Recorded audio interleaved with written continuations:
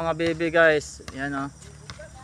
Nag-basketball ako mga baby oh. So, yan oh.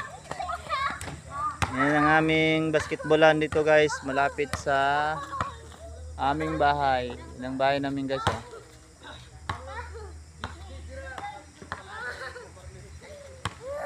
Yan ang aming house guys.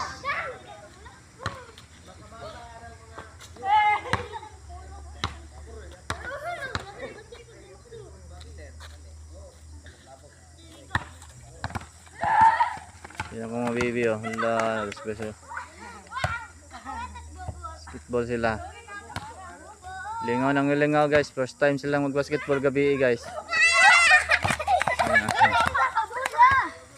Kiat ka sila. Mamaya dito pag tulog guys, mag-agok.